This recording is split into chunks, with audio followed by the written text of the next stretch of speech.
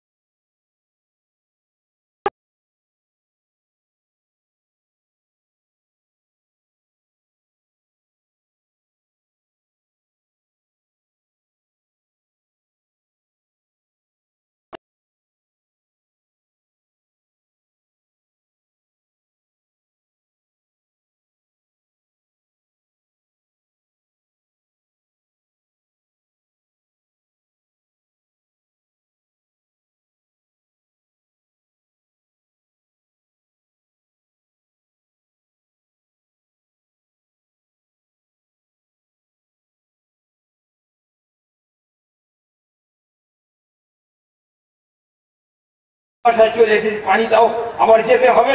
আল্লাহু আকবার। ওই দিনে তাঁবুতে কিন্তু দুধের শরবত করা ছিল। সমস্ত তাঁবুবাসীরা আজকে তাদের কি মনে গেছে, তারা ইচ্ছা করেছেন যে আজকে যারা যুদ্ধের ময়দানে যারা যুদ্ধ করছে তাদের জন্য আমরা দুধের শরবত খাওয়াবো। এক গ্লাস দুধের শরবত নিয়ে আম্মার রাদিয়াল্লাহু আনহার হাতে যখন দিয়েছেন, তা হযরত আম্মার রাদিয়াল্লাহু আনহু জাহেকা হাতে গ্লাস নিয়ে হেসে ফেলেছেন। সাহাবায়ে কেরাম জিজ্ঞেস করছেন, আম্মার, মৃত্যু তোমার মাথার উপরে ঘুরছে আর ময়দানের এই অবস্থা, আর তুমি এখানে দুধের শরবত নিয়ে হাঁটছো, তাড়াতাড়ি পান করে যাও। আর আমি যাওয়ার জন্যই তো হাঁটছি, কিন্তু তোমরা আজকে দুধের শরবত দেখিয়ে দিয়েছো, এই জন্য তো হাঁটছি। এটাই হবে আমার জীবনের শেষ করা।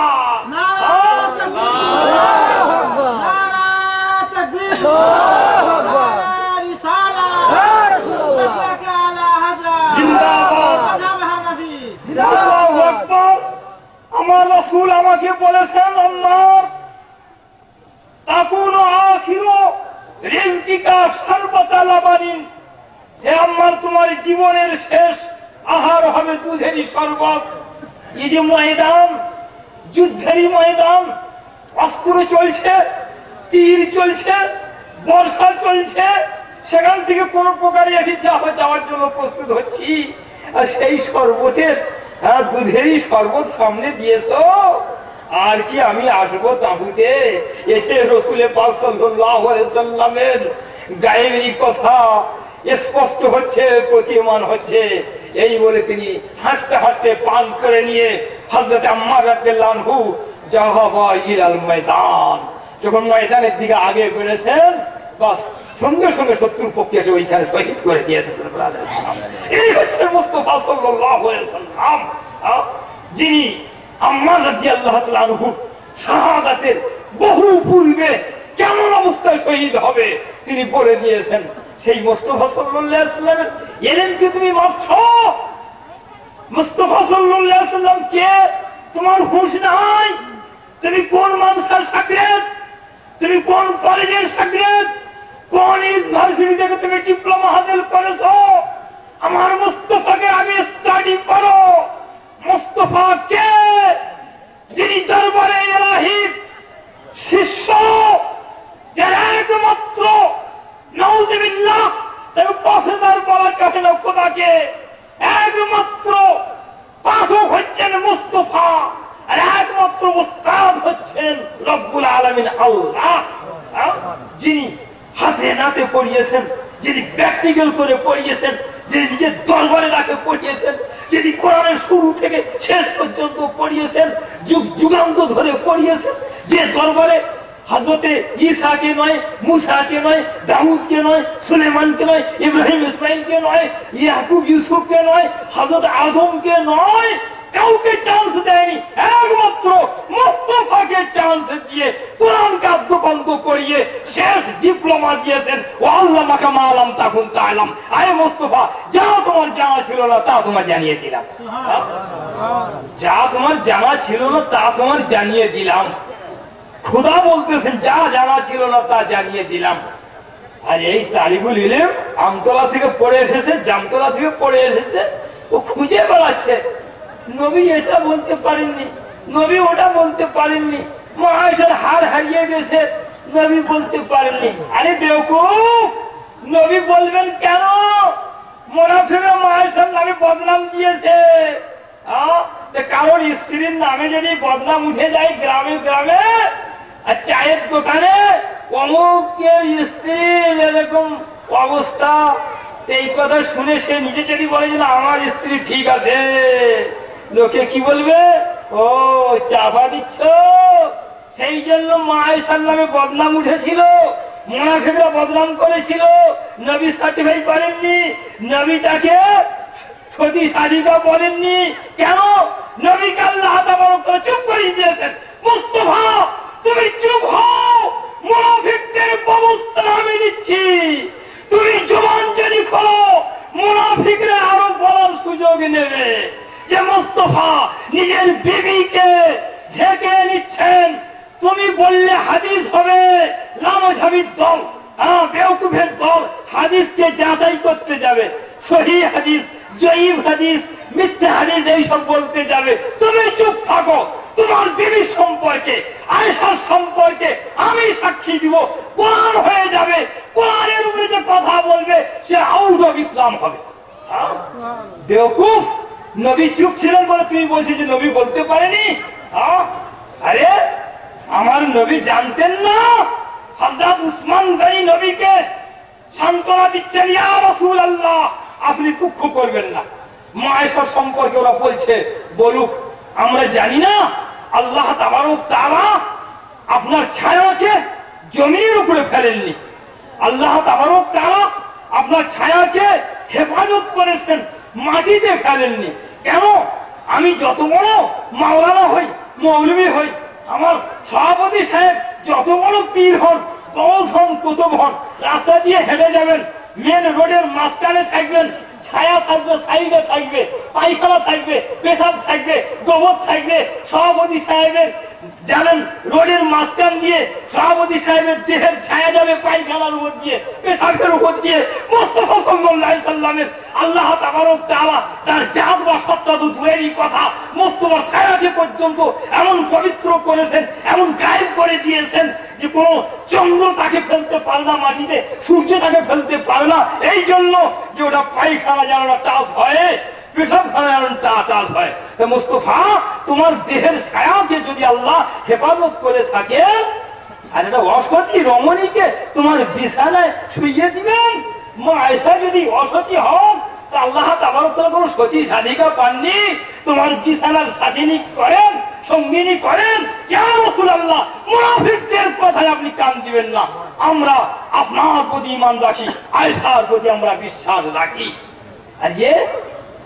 আর চেলা বলছিলেন নবীর জানা নেই, হযরত উসমান ভাই জানতে পারলেন, নবী জানতে পারেননি।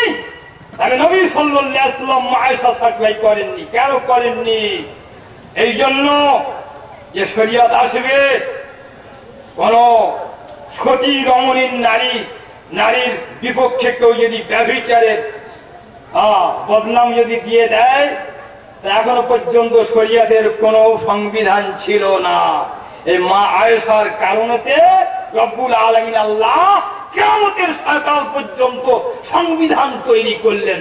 যারা কারণ নামে বদনাম দেবে, 4 জন সাক্ষী 8টা চোখে দেখেছি বলে যদি সাক্ষী না দিতে পারে, তাদের মুস্তাফা তুমি 80 ঘা করে জোরনা মারো। এই জোরনার হুকুম নাজিল হওয়ার জন্য আমার রাসূল পাক সাল্লাল্লাহু আলাইহি ওয়াসাল্লাম মা আয়েশার ব্যাপারে জবান খুলেছিলেন না। বেওকুফের দল বলছে কিনা নবীর জানা ছিল না, সেই জন্য বলেননি। আরে বেওকুফ, নবীর জানা ছিল। মা আয়েশা তো নবীর পাশে, তুই 1.5 বছর দূরে, তুই মুমিন হবি কি কাফের হবি, তুই মুনাফিক হবি কি কাফের হবি, আমার রাসূলের তাও পর্যন্ত জানা। মুস্তাফা সাল্লাল্লাহু আলাইহি ওয়াসাল্লাম বলেছেন, তিরমিজি শরীফ খুলে দেখুন, হাতকে লম্বা করে দিয়েছেন, ডান হাতকে। সাহাবাদের বলছেন এটা কি দেখো, তো সাহাবায়ে কেরাম বলছেন, ইয়া রাসূলুল্লাহ ইয়া হাবিবাল্লাহ আপনি বলুন। কোন সাহাবা বলেননি কি ইয়া রাসূলুল্লাহ এ তো আপনার হাত দেখতে পাচ্ছি? কোন সাহাবা বলেননি। আমি গোলাম সন্ধানী মৌলবী যদি বলি আমার এটা কি আছে বলুন, তাহলে তালিবুল ইলম ছোট বাচ্চা 5 বছরে বলে দেবে মৌলবী সাহেব তো আপনার হাত। কিন্তু সাহাবায়ে কেরাম বলেননি কি ইয়া রাসূলুল্লাহ এটা আপনার হাত, এ কথা বলেননি। কেন বলেননি? যে মুস্তাফা তো হাত দেখাচ্ছেন, জিজ্ঞাসা করছেন এটা কি বলো, নিশ্চয়ই এর ভিতরে কোন রহস্য ফাঁস করবেন। তাই সাহাবায়ে কেরাম বলেছেন আল্লাহু ওয়া রাসূলুহু আ'লাম, আল্লাহ আল্লাহ রাসূল বেশি জানেন।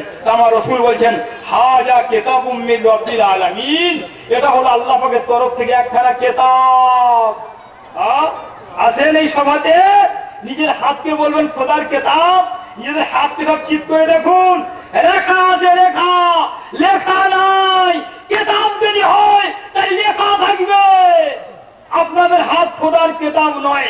মুস্তাফা বলছেন হাযা কিতাবুম মির রাব্বিল আলামিন, এটা হচ্ছে আল্লাহ পাকের তরফ থেকে একখানা কিতাব। যে কিতাব যদি হয় শুধু লেখা থাকবে না, লেখা থাকবে। তো মুস্তাফা বলছেন ফিহে আসমা আহলিল জান্নাত, যারা জান্নাতি হবে তাদের নাম লেখা আছে।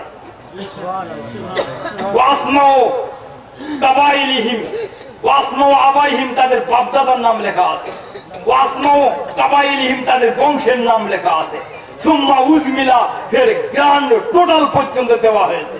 মানে মোট কতজন জান্নাতি হবে কিয়ামতের সকাল পর্যন্ত? তো বলুন, এই সমাজে যারা বসে আছেন আল্লাহ চাইতো নিশ্চয়ই ইমানদার জান্নাতি হবেন। যদি দাবি থাকে নিশ্চয়ই আপনাদের নাম, বাপের নাম, দাদার নাম, বংশের নাম মুস্তাফা সাল্লাল্লাহু আলাইহি সাল্লামের হাতের তালুতে। সেই রাসূল মা আয়েশার খবর রাখেন না যে আমার আয়েশা কেমন, আমার আয়েশা অসতী না সতী তার জানা ছিল না? তাহলে বেওকুফ, তুমি কোন পড়া পড়েছ? কোন শয়তানের শিষ্যর কাছ থেকে তুমি শিষ্যত্ব গ্রহণ করেছ? সেই জন্য মুস্তাফা সাল্লাল্লাহু আলাইহি সাল্লামের ইলমকে নিয়ে তুমি সমালোচনায় ফেলছ। সেই জন্য নিশ্চয়ই তুমি কোন শয়তানের শিষ্যত্ব নিয়েছো। ইবলিস শয়তান সবসময়ের জন্য পয়গম্বরদের সমালোচনা করেছে। ইবলিস শয়তান নবীদের নবুয়তের সবসময় অসম্মান করেছে। তোমার ভিতরে এই শয়তানি খেয়াল চলে এসেছে, তোমার ভিতরে এই শয়তানি প্ররোচনা চলে এসেছে, ইবলিসি চক্রান্তে তুমি পড়ে গেছো। সেই জন্য মুস্তাফার শানে কিছু হলে তুমি বিরূপ মন্তব্য করে থাকো। তুমি আজ আমার মুস্তাফা সাল্লাল্লাহু আলাইহি সাল্লামের শানে তুমি বিরূপ মন্তব্য করছো। সাহাবায়ে কেরাম রাসূলকে কি মানা মানলেন, তুমি কি মানা মানছো? মুস্তাফার শানে জুলুসকে, মুস্তাফার শানে সালামকে, মুস্তাফার শানে মিছিলকে, মুস্তাফার জন্য পতাকা তোলাকে আজ তোমার নজরে ঘৃণার বস্তু হচ্ছে। তুমি শিরক বলে ফতোয়া দিচ্ছ, তুমি বেদাত বলে ফতোয়া দিচ্ছ। এই শয়তানের শিষ্য, তুমি ভালো করে জেনে রেখে দিও, এগুলো হাদিস থেকে প্রমাণ আছে। তুমি মুস্তাফার জুলুসকে বলছো, মুস্তাফার পতাকাকে বলছো, হাদিসে নাই। মুস্তাফা সাল্লাল্লাহু আলাইহি সাল্লামের পতাকা নাই? নিশ্চয়ই পতাকা আছে। এই পতাকার বিরুদ্ধাচরণ যে করছে জানতে হবে সুন্নি নয়, ও চুন্নি নামধারী মুসলমান ব্রাদারান ইসলাম। এরা সিপিএম এর পতাকা আছে, কংগ্রেসীদের জ্বলন হয় এই পতাকায়, কংগ্রেসীদের পতাকায় সিপিএমদের জ্বলন হয়, তৃণমূলের পতাকায় ফরওয়ার্ড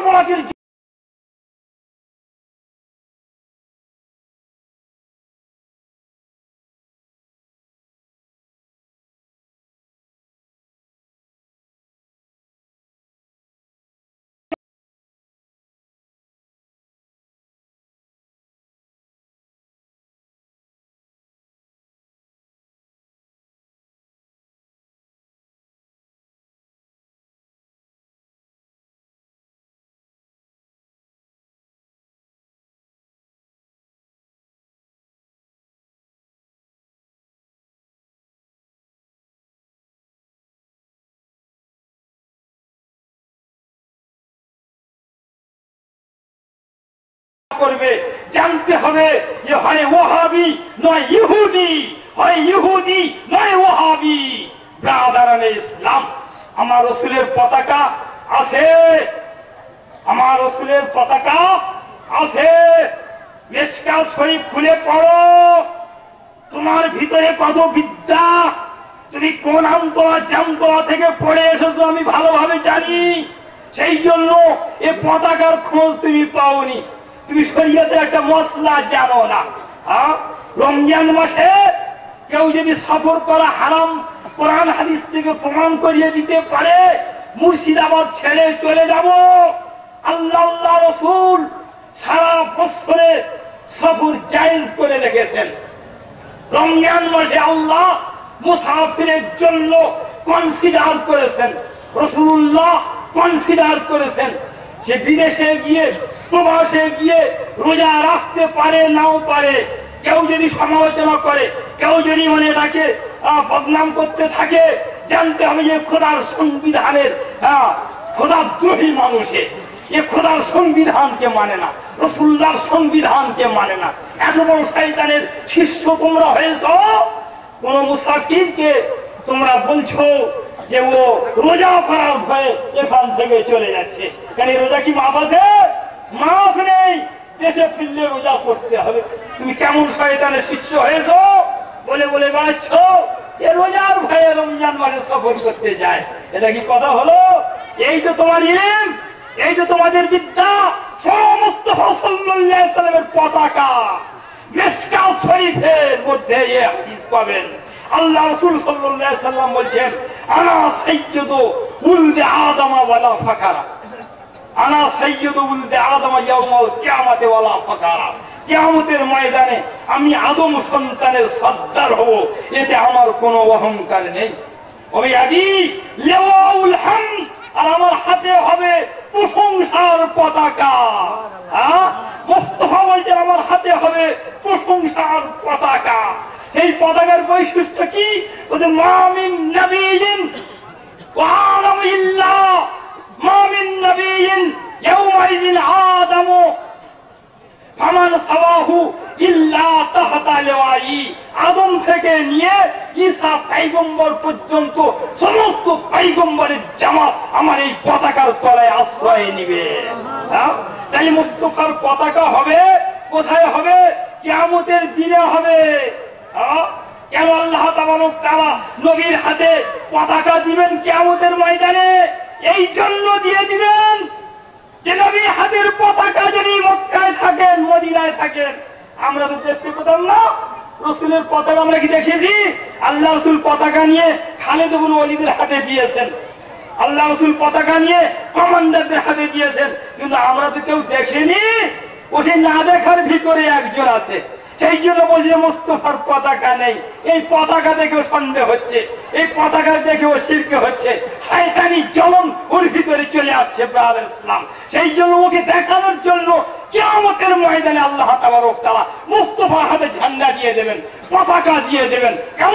আদম থেকে নিয়ে কিয়ামতের সকাল পর্যন্ত মুমিনরা দেখবে, মুসলমানরা দেখবে, নবীরা দেখবে, ওলিরা দেখবে, গৌসরা দেখবে, কাফেররা দেখবে, মুশরিকরা দেখবে, মুনাফিকরা দেখবে, সমস্ত হাসরবাসী দেখবে, মুসা দেখবে, ফিরআউন দেখবে, আবু বকর দেখবে, আবু জেহেল দেখবে। ও আজকের যে এই মিছিলকে অস্বীকার করছে ও দেখবে। ব্রাদার ইসলাম, কিয়ামতের ময়দানে রাসূলুল্লাহর হাতে আল্লাহ তাবারক তাআলা পতাকা দিয়ে দেবেন। সেই পতাকার নাম হবে লিওয়াউল হাম। রাসূলুল্লাহর পতাকা আছে এখানে? নিশ্চয়ই আছে। এই মুহাম্মাদি পতাকা 12ই রবিউল আউয়াল যারা হাতে করে তারা হলো সুন্নি মুসলমান। যারা এই পতাকাকে সমালোচনা করে, এই পতাকাকে বেদাত বলে, এই পতাকার বিরুদ্ধে যারা এর কানে ওর কানে বলে বলে বেড়ায়, তারা হলো সুন্নি মুসলমান। আর খুব ভালো করে যাচাই করলে হয় হবে ইহুদি, নয় হবে ওয়াহাবি শয়তান। আল্লাহুম্মা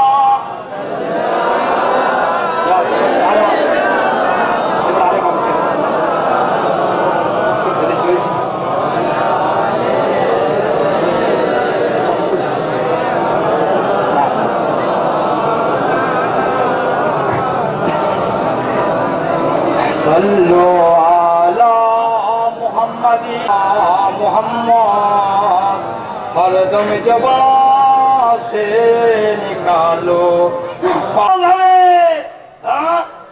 ভালো করে চিন্তা করুন, পাক নামে মুহাম্মদ, পাক নাম। তুই নাপাক নামের নাপাক ছেলে, রাসূল হচ্ছেন পাকের থেকে পাক ছেলে।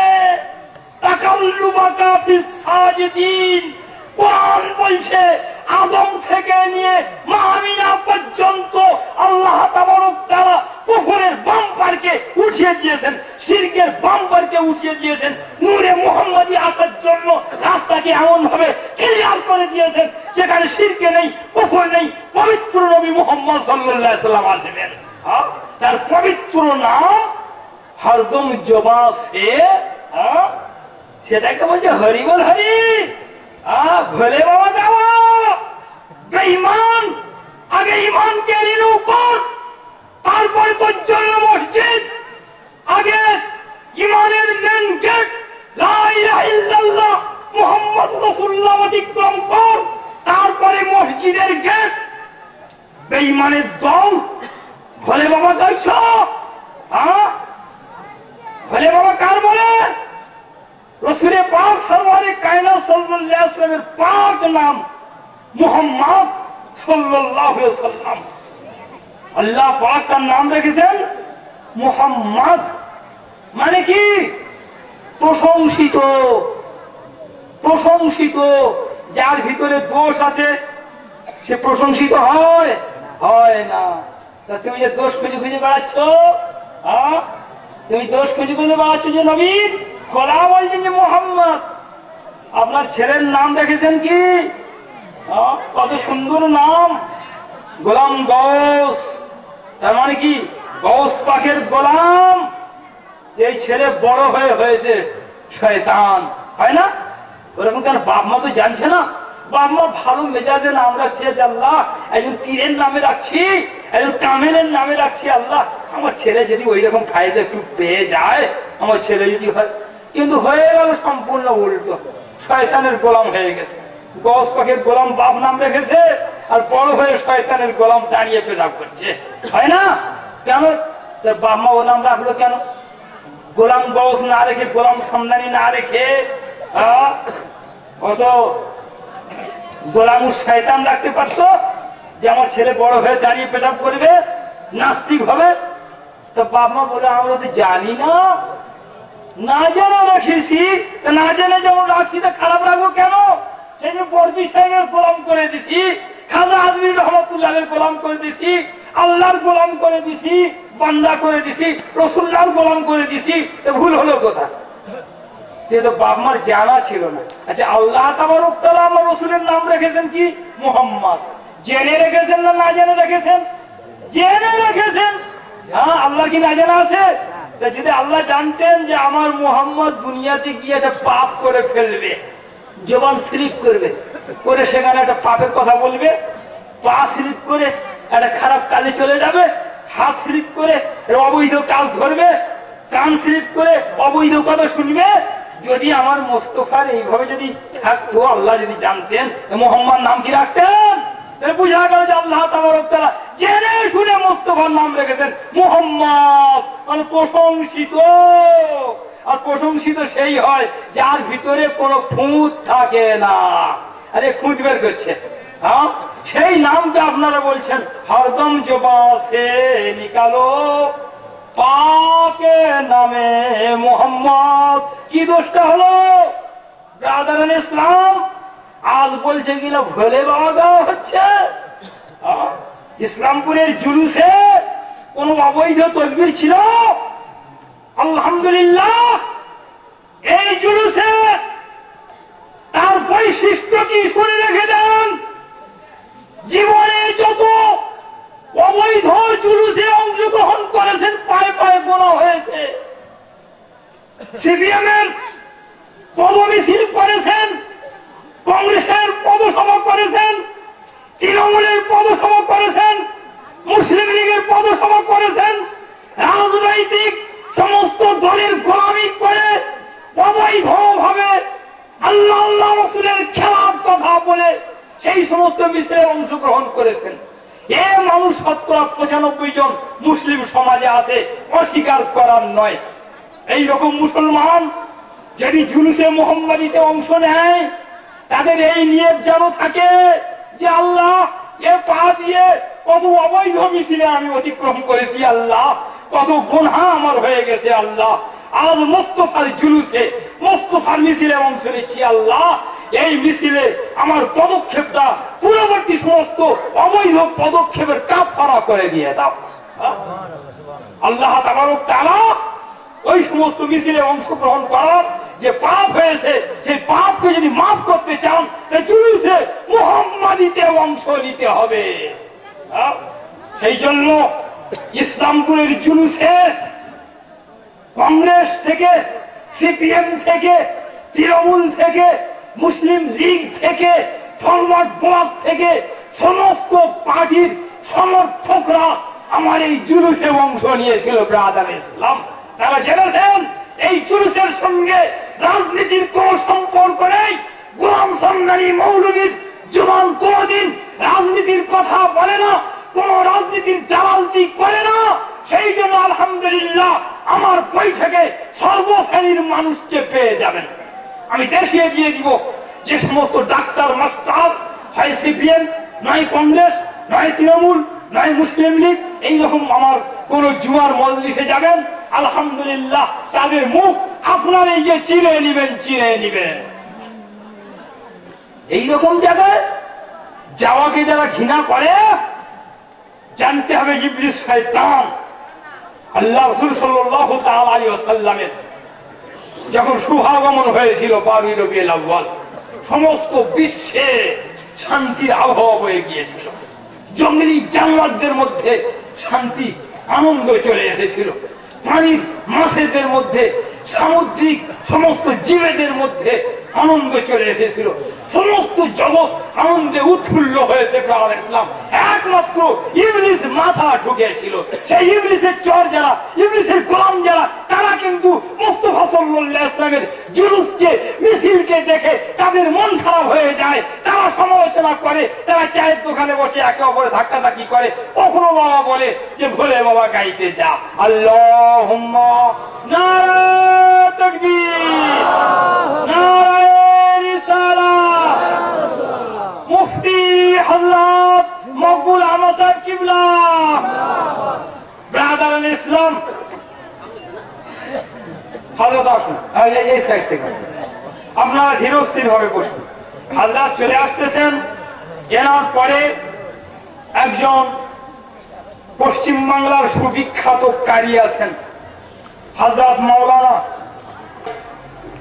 তিনি কোরআনে কারীমকে 7 প্রকারে তিনি পড়তে পারেন।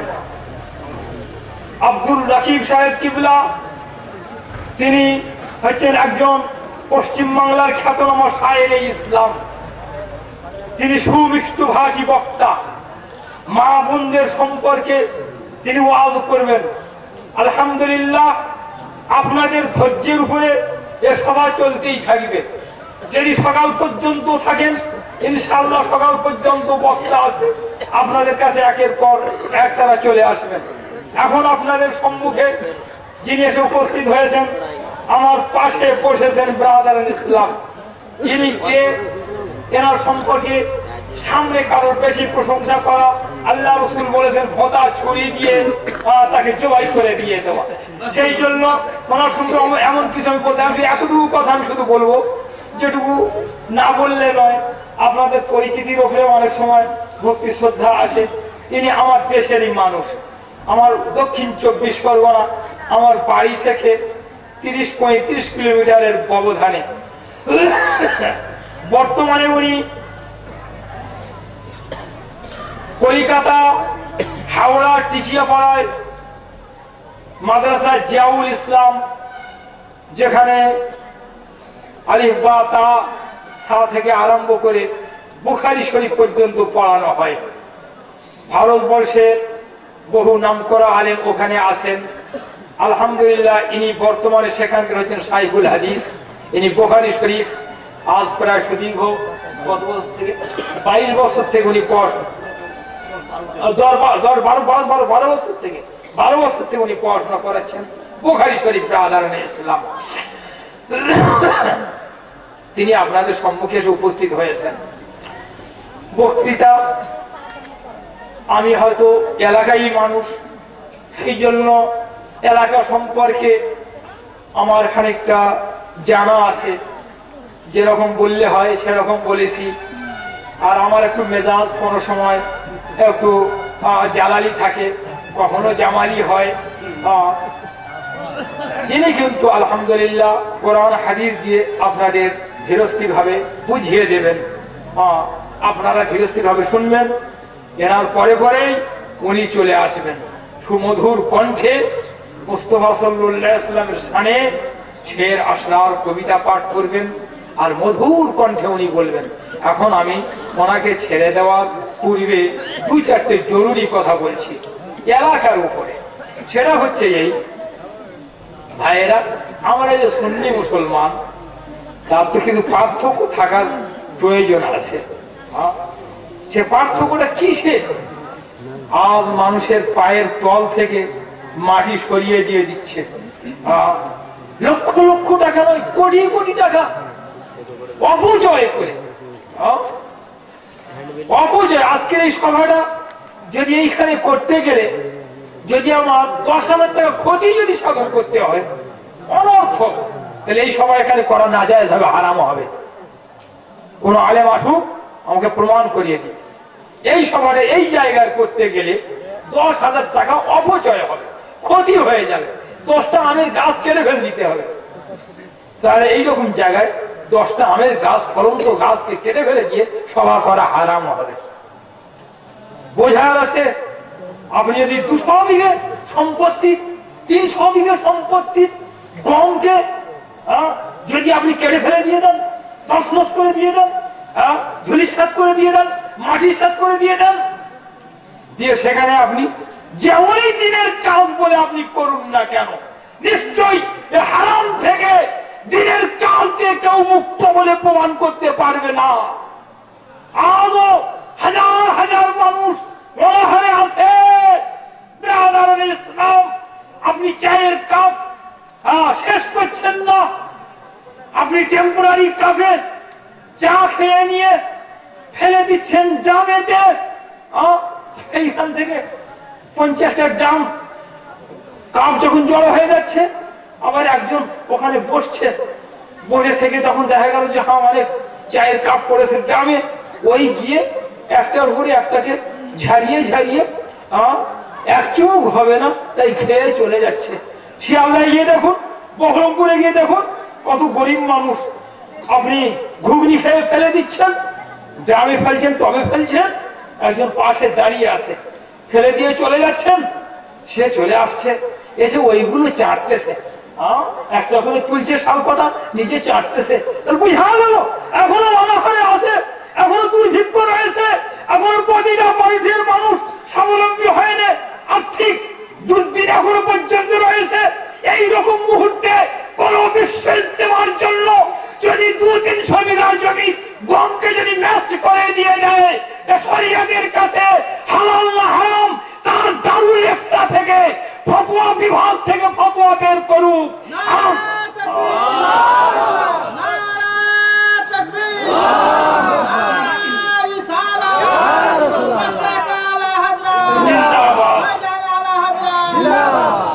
দিনের কাজ আল্লাহ রাসূল সাল্লাল্লাহু তাআলা আলাইহি ওয়াসাল্লাম এরূপ তসরুফ করেছেন। মুস্তাফা সাল্লাল্লাহু আলাইহি ওয়াসাল্লাম যুদ্ধের ময়দানে তাও নিজের সৈন্যদের বুঝিয়েছেন, কোন বাচ্চাদের উপর আক্রমণ হবে না, কোন মহিলাদের উপর আক্রমণ হবে না, অবৈধভাবে কোন ফসলকে, কাফেরদের ফসল পর্যন্ত বিনষ্ট করা হবে না। কাফেরদের ফসলকে পর্যন্ত যুদ্ধের ময়দানে যারা আমার বিপক্ষে উলঙ্গ তলোয়ার নিয়ে দাঁড়িয়ে আছে, সেখানে মুস্তাফা সাল্লাল্লাহু আলাইহি ওয়াসাল্লাম তাদের ফসলকে যদি হেফাজত রাখার হুকুম যদি দিয়ে দেয়, আমার মুসলিমদের ভিতরে হাজার হাজার মানুষ অনাহারে রয়েছে, এইরকম জায়গায় 200-400 বিঘা সম্পত্তির কোটি টাকার মালকে, ফসলকে ধূলিসাৎ করে দিয়ে যারা বিশ্ব ইজতেমা করে, আসল খানে বিশ্ব ইজতেমার নামে ব্রাদারে দেখা যাচ্ছে ওয়াহাবিয়াত কায়েম করার জন্য জমিনকে সমান করা ছাড়া আর কিছুই নয়। হে সুন্নি মুসলমান, সাবধান হয়ে যান। এই সমস্ত বিশ্ব ইজতেমায় হাজির হয়ে কি দেখেছেন? মুস্তাফার সামনে ইয়া নবী সালাম আলাইকা দেখেননি নিশ্চয়ই। আল্লাহুম্মা সাল্লি আলা যেভাবে পড়ছেন আপনারা দেখেননি। মুস্তাফার নাম 1000 বার উচ্চারণ হয়েছে, একবার কিন্তু পাশ দিয়ে কেউ উঠে এইভাবে চুম্বন তারা দেননি। বুঝা গেল এ চুন্নিদের জামাত ছিল, চুন্নিদের সমাগম ছিল। সেখানে হাজার সুন্নি মুসলমান যারা উপস্থিত হয়েছিলেন, আজ তাদের তওবা করার প্রয়োজন আছে যে আল্লাহ ভুল করে ফেলেছি, তুমি আমাদের সুন্নিদের জলসায় হাজির করিয়ে দিয়ে ওই সমস্ত জলসায় যাওয়ার অপরাধকে তুমি কাফারা করে দিয়ে দাও আল্লাহ। এই পর্যন্ত বলে আপনাদের কাছে সমাপ্ত করছি। শেষ কথা হচ্ছে এটাই যে আপনারা প্রতিটা মসজিদে ফজরের নামাজের পরে দাঁড়িয়ে মাইক খুলে দিয়ে ইয়া নবী সালাম আলাইকা চালু করেন। কোন মসজিদে ইমাম যদি বাধা দেয়, জানতে হবে এ সুন্নি নয়, চুন্নি আছে, এর পিছনে নামাজ পড়া সুন্নিদের জন্য জায়েজ হবে না। ওমা আলাইনি ইল্লাল বালাগ। আসসালামু আলাইকুম।